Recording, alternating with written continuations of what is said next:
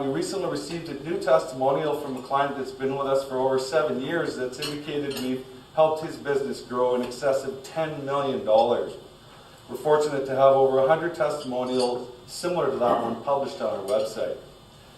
First, allow me to zoom back a little bit in time. It was 1996. I've been with a retail telecom company since 1987, and I was sick and tired.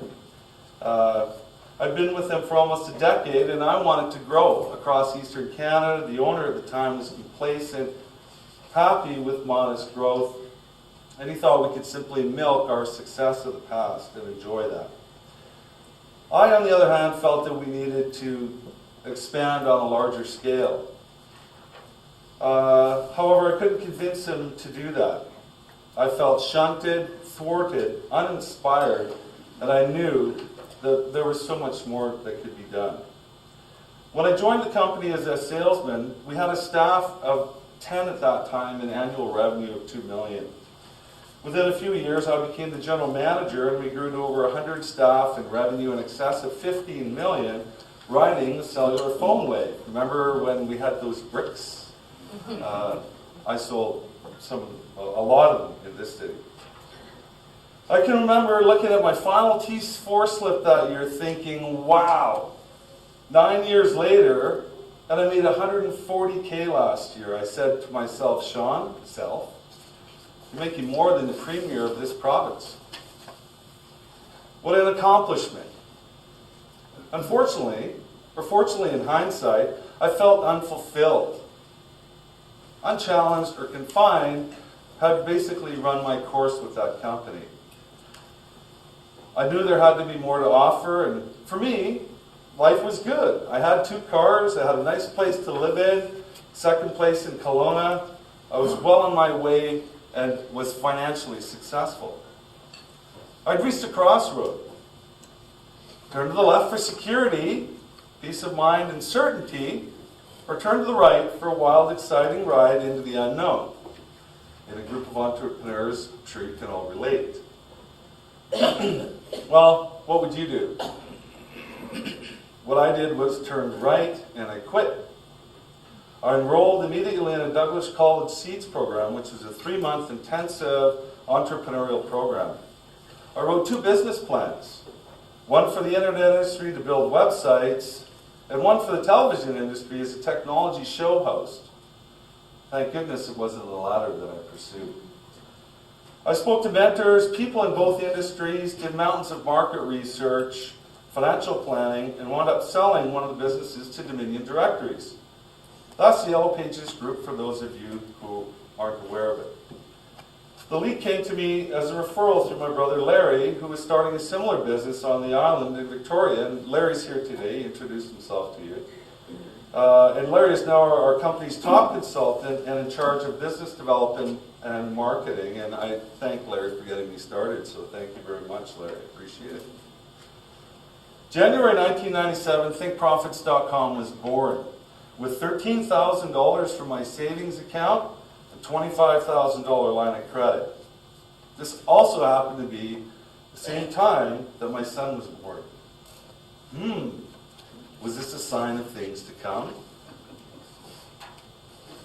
That year, along with some staff that followed me from the cellular business, we hired, developed production systems, built, marketed, and sold more than 100 websites for BC Tel on bcyellowpages.com.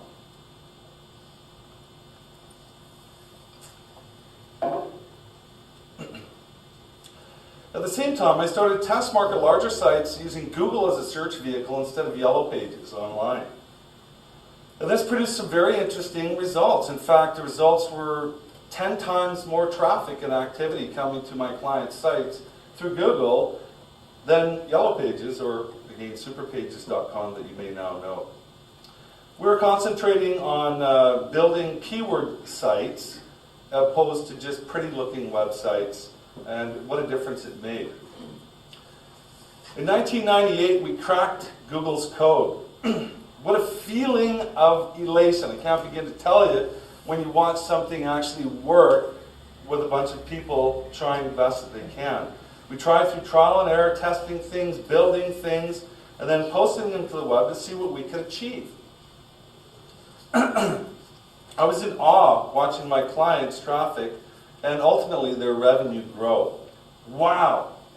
Again, I thought, are we ever onto something here? This is fun, this is cool. We made a difference to our clients' businesses. We actually had the power to make a significant contribution to their bottom line and ultimately their success.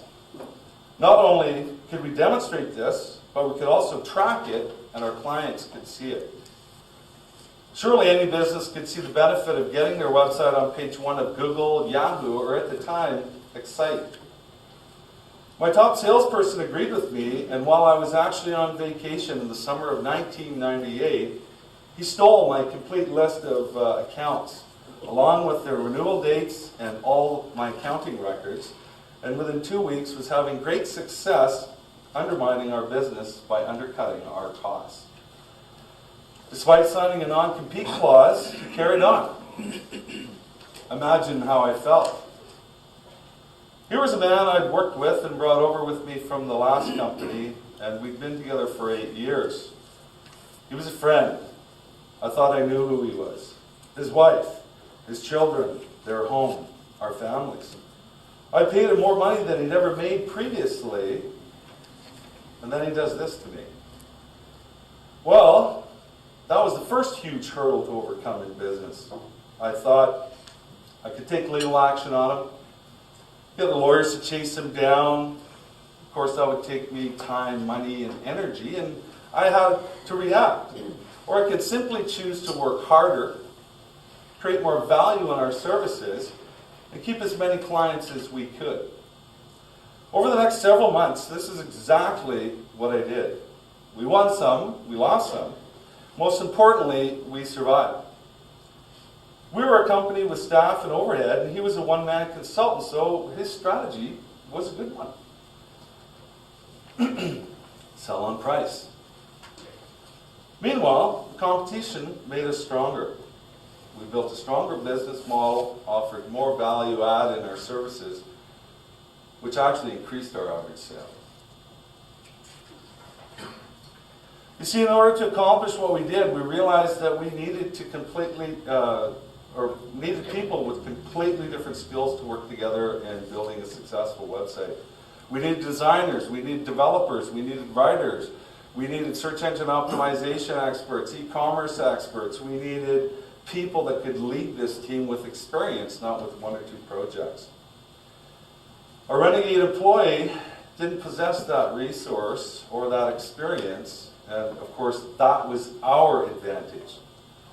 With this knowledge and experience, I adjusted the business plan, picked up a few partners, recapitalized the company to go out and take the world by storm. With a fresh injection of capital, I thought, okay, we need people to get this message out, and let's build a sales team. I did it before, let's do it again. So I hired 10 more people, the majority in sales and production. We began to advertise and telemarket our services to more businesses, and within 6 months, we had a growing list of interested parties and some success with some new clients. Along the way, we'd racked up about $200K in debt, which would have been fine, but of course we hadn't met our revenue projections for the year. And on October 10th, 1998, I was on a flight back from Australia, and we heard the stock market crashed.